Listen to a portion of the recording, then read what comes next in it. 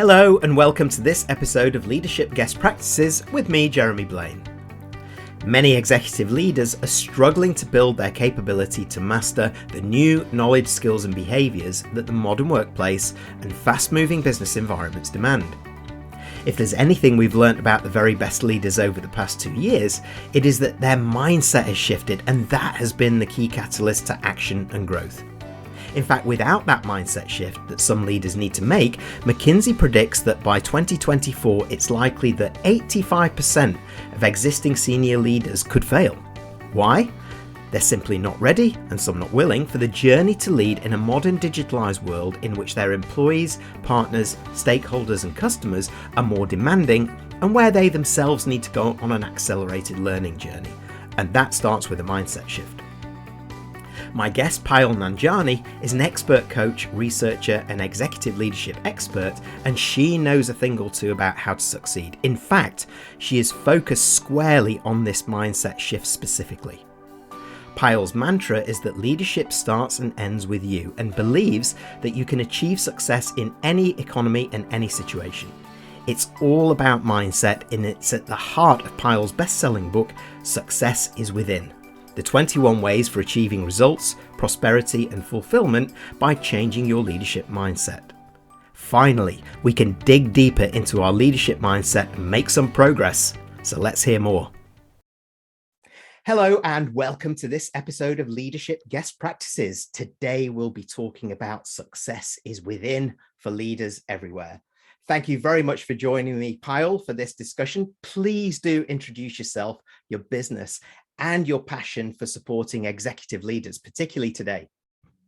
Thank you so much, Jeremy, for inviting me to this lovely podcast of yours, this lovely show of yours. And so apart from being a world-recognized executive coach and a New York award-winning author, I am a mother to two lovely daughters. They are pretty much grown up now. Very recently, I was recognized by the Times Group for being one of the most influential leadership coaches and for being a leadership speaker. And for me, it all started with one question in my life, in my career life. Why do we have such few exceptional leaders in any organization? So 15% to be very precise. What about the rest? 75 to 80% of the people in the organization. So that's how my entire career started to being shaped, and that's where I come from. So yeah, and I can see that, and particularly now coming out of the pandemic, where everybody is challenged. It doesn't matter the level, and particularly leaders are going to need to start to unlearn potentially traditional older practices, relearn how to lead in the modern world with all the demands that we've got. And you speak about success is within from that perspective. So could you please explain this and how leaders with that mindset seem to flourish, particularly when compared to leaders who don't? So success is within is a very simple concept, but very hard to implement for many. That's how I would put it. So, when I talk about successes within, what I really put together is two cycles that we all operate in, whether it's you, me, anyone in the workforce. One is the traditional cycle where, we have a lot of importance being weighed on the skills of the person. So you have the skills, the potentials, the abilities, you have all the required resources, but at the same time, you're really not living up to your potential. Your results are not really very significantly impacting your own growth or your organization's growth. All of that begins to impact what I call the inner leader in a person. So, the inner leader is nothing but your state of mind. So it starts to impact your state of mind. And when that happens, what are you going to do with all your skills and your resources? You're going to sit back there and think, oh, you know what? I'm good for nothing. Nothing is going to happen in my life. It's the lucky few who have become successful in their careers.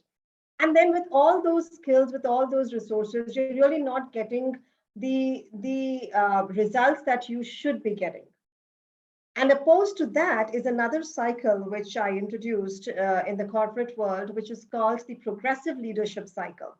Now, the progressive leadership cycle starts with your inner leader. It means you begin to condition yourself for success, you know, and that's how you work on your skills, your potentials, and everything. And you do not let the results or the behaviors of the people actually disturb your inner state of leading. And that's where the entire game changes. It's like it's like what I say, 25% of your career life is your skill set, and 75% is the person behind the skills. So everything in your life, my life, depends on which cycle we are operating. And let me tell you something here, Jeremy, is that 80% of the people in the workforce, they actually operate unknowingly in the first cycle, which is the traditional cycle, where they let everything impact them, and they just keep on building on the skills and nothing really shows up in their life. And only 20% of the people are operating in this so-called progressive cycle. That's where success is within is rooted into. Yeah, I really get the progressive leadership kind of state that you need to get into, and particularly the inner leader. No matter how skilled you are, potentially with everything kind of hitting leaders these days, it can be self-confidence, it can be challenge, it can be anything. Self-doubt creeps in, and it can start to impact, can't it, productivity and performance. And we see that all the time throughout businesses. It's no wonder, in fact, that McKinsey came out with a survey at the end of last year saying that they predict by 2024, about 70% of senior leaders will fail. Does that resonate with you? Yes, absolutely. And that research, it's so true. We're already seeing it, during these pandemic times. There was a very good article. I'm not sure if you got it. It was in the Fortune magazine, I think, that spoke about the great CEO exodus. And it spoke about how some of these top CEOs have been exiting from their jobs and their roles. And this was just before the pandemic hit. It was somewhere in March. Even the lockdown hadn't happened in 2020 yet. And the things have gotten worse now. There is more tension. We have the Nasdaq actually putting a lot of pressure on the CEOs and executives to deliver the results. So absolutely, if you're not able to imbibe the success within a concept and really push yourself and shift into that progressive leadership cycle, or you're going to be really doomed in the times to come. Yeah, I recognize that myself. And I was one of these Gen X leaders who voted with my feet. I said, you know what, I'm coming out of the corporate world. I don't want to take over an untransformed business in the state that it's in now, and figure out how we get to the 2030s. I can do that better from the outside, sort of working in. So I totally understand that from personal experience. So I have to ask you this follow-up question, of course. What examples are there out there of organizations and leaders who are getting this right in terms of moving into the progressive leadership state and the impact on them and the organization? So I'll give you some of these names which I have really resonated with when it comes to the success within concept. And leaders like Steve Jobs, like Oprah, like Jeff Bezos, how do you think they are achieving one goal after another, setting up their companies, making sure that whatever is the economy, they've gone through these recessions, they're going through right now. How do you think they are moving ahead, achieving one goal from another? And I'm going to give a very live example incidents here. I'll share this with the listeners. This happened, I think, way back in 2012 or 2013. This is when this entire concept of successes within I had birthed it, and it had got recognized. I was traveling to Dubai, and I was traveling there to give to speak at a conference. And while on the way to the conference hotel, I see that there is this row of street side lovely shops in Dubai, out of which one of the shops was very burnt out, completely burnt down. And I see this board put up there: my shop has been burnt, my determination has not. I will be back soon. And that same evening, I meet with one of my potential clients, and I meet him at the one of the most recognized hospitals in Dubai. And we signed the contract and everything in the hospital. And what got him to the hospital was a big financial loss that took place in his life. One of his clients had filed for bankruptcy, and because of that, he and his team was facing the loss, and he was in the hospital with a minor cardiac arrest. And that same night, I was thinking, I'm seeing two examples. One, a person who has no resources, barely any skill sets, shop is burnt down, no resources or money or team. And he says, I am going to be back. My determination has not burnt down. My shop has. I will be back here soon. And I have this person with the best of the resources. He's in one of the most expensive hospitals of Dubai. He has a great team, and he's got the money, everything, and his entire thought process has landed him up into the hospital. So, if we do not get this concept right, that we've got to condition ourselves, because today it's the pandemic, tomorrow it may be just something else. None of us know what's coming our way in our work life. If we do not get this concept right, and we do not begin to practice it, we are going to see a lot of downfall, not only in our lives but in our organizations. We are going to just go finish the work and leave. We are not going to become what we want to become in the process. Yeah, I totally get that. In fact, when you were talking there, I think we used to call this a can-do attitude. This is looking at the opportunities and how to get them rather than the challenges and the problems that we've got. And you're so right. The cost of not having that is that you risk actually more rapid failure these days in the pace of change that we have within our organizations. For sure. And I think that's really important to understand, that it really starts at mindset level. So you talk about that success is within, and you talk about that mindset. How does the mindset of that leader impact the rest of the organization when we consider things like engagement, motivation, attraction, retention of employees, when it goes right or when they've got it right, but also when they're getting it wrong? Yeah, you definitely can. Just to answer your question, how does it impact, when we consider the motivation and the other aspects in the organization? Um, the entire concept of success is within is based on the fact that you take yourself with you everywhere. Right? So, to that meeting, to that conversation, to that project, to that new role, the client deal, that new job. So it means that, if you are successful, you're going to make sure that success follows you everywhere. And if you feel like a failure, if you're going to be negative all the time, you're going to take that with you everywhere.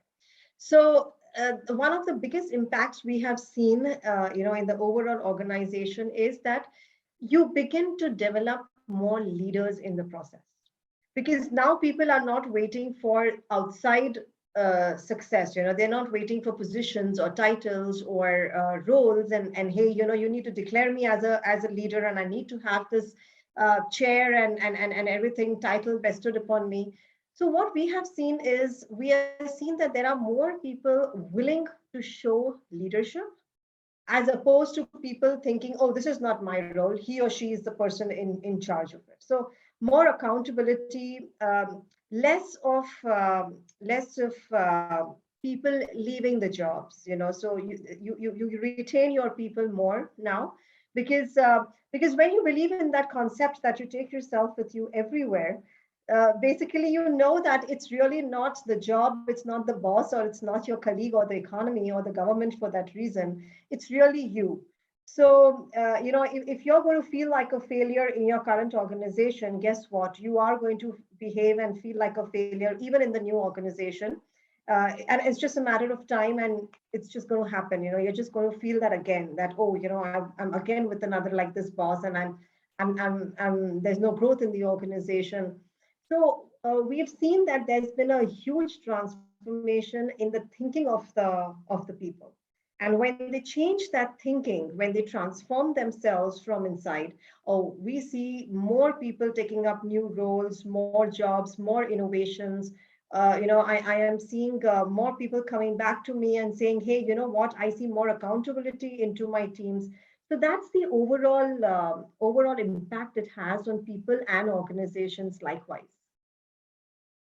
Yeah, that can do thinking impacts can do action almost, doesn't it? And I understand that from the leaders that I've known that have this, they have this successes within, they practice this progressive leadership cycle that you've been talking about as well.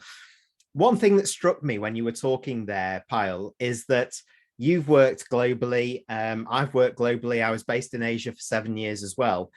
And we talk about Eastern and Western leadership and management practices. So when we consider those, how do they differ potentially when you're talking about progressive leadership cycle and that attitude of successes within? So I have stayed most of my life in the US and worked in both places, in the Asian continent as well as the Western companies. What I have seen is that, one of the major differences I have seen is that in the Western world, we have a less human approach. Okay, when I say that, when I say we have a less human approach, I mean that we are very focused on our processes of exactly, everything has to be set, and processes can be just handled. We are going more towards AI than what I am seeing in the Asian part of the world. So there is less of the human touch and more focus on the process and contracts, and the amount of contracts I have seen in the Western world. In the US, I have barely seen it when I deal with my clients in the Asian world. And in the Eastern side, they place a lot of emphasis on the human side, on the human connections. I can tell you this even today. I'm currently in India for business expansion reasons, and what I have noticed is there is a lot of human connection. In a place where we are all comfortable online and virtually, let me tell you, in the Asian side, they are still awaiting, to get out of their offices, meet the people, and the comfort level of working online is not to that extent as we see it in America, or in the Western approach. And I think the West talks a lot about empowerment, empowering others to grow, empowering people to take up more roles, which I think in the Eastern culture we see a lot of leadership as a hierarchy. It's less flexible, and we see it more as a hierarchy, that hey, you know what, it has to be position led, it has to be someone who is sitting on that chair for you and me to know, hey, you know what, it's this person, and this is a go-to person, this is a leader. So I think all in all, with the world becoming extremely tight and small now, because of the virtual world that we have all in, I think somewhere the Eastern and the Western leadership cultures have started to integrate and merge. I'm seeing that in India, there was a concept where we believed that success is not the materialistic gains in your career. But I would not say that's the truth right now. It's changed a whole lot. Today, we believe what the Western world believes, that success is materialistic, and we must, accumulate. So I think in somewhere or the other, it's all integrating and really weaving inside, slowly but surely. I agree with you. And I would add into that the kind of capitalism that we practice in the West is slightly different to the East. There's a lot more now challenging that and calling for leaders to step up as forces for good, more human-centered leadership everywhere in the world, not just kind of the definition of East and West. So I agree that is coming together. And as the world shrinks, and as we know, the blended workforce is going to increase, not just hybrid working. So that means that independent workers will be a formalized part of the workforce, and it could be geography free. So when we've got that borderless approach, things do have to kind of merge a bit, don't they? True. So yeah, that's an interesting one for me, because when I then say, right, if I'm a leader and this is going to happen, I'm being challenged as a leadership, as a leader, and my leadership is being challenged. The world is shrinking. We're coming together. I've got workforce shift. I've got digital shift.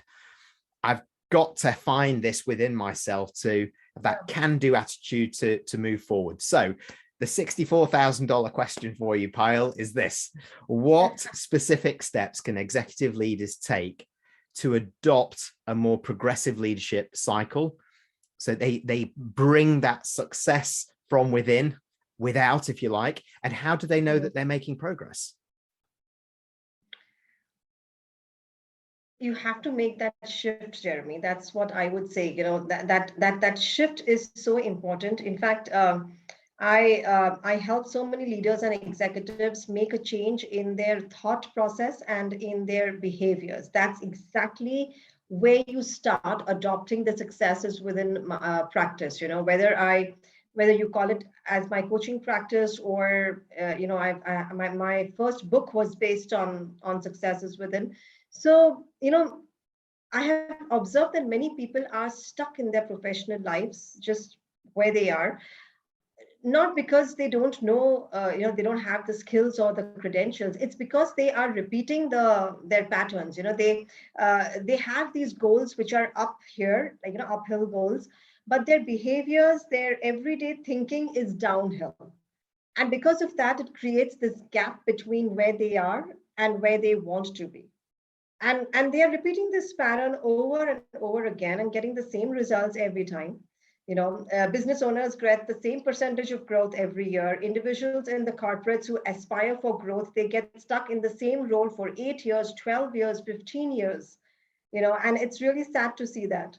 And here, we have the business world putting the entire focus on skill sets, whereas we need to know that we haven't really groomed our people to make a change in their thought pattern and in their behaviors. And I think that's where we all need to start. We need to take a step back, and we really need to stop looking at, hey, you know what, he or she has this skills, even I should get these skills, and I should get these skills from here, and every skill should be my. It's really is not going to take you anywhere. What has brought you till here and what will take you to the next level is very different. So, I think the place that we all need to begin with is to make that shift in our thought process and in our behaviors, so that we come out of that feeling of frustration, of blaming the economy, the government, the management, the boss. We need to really step out of all that and consciously make that shift, that okay, you know what, this is where I start from, this is how I'm conditioning myself. So when people come to me for coaching, that's where we start from. And that's when you begin to see the progress every day. Progress is very visible. You don't have to really, I'm not going to tell you that, hey, sit and do this assessments and then you're going to get, no.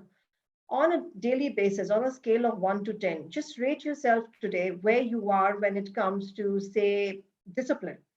Okay, in your life, in your career life, when it comes to discipline, if you're just waiting for motivation versus discipline, on a scale of 1 to 10, where are you? And just rate yourself. You will always have a true answer. And if your answer is, hey, I'm on a level of 5, okay, so tomorrow I need to be on a level 6. And what do I need to do on a level 6? A level 7, level 8, you eventually get there. And we've seen this huge transformation in people, when we do their coachings or when we are speaking at organizations, huge transformation when they just click it, that this is exactly where I start, this is how I get there, and this is how I move ahead. So it's a daily practice.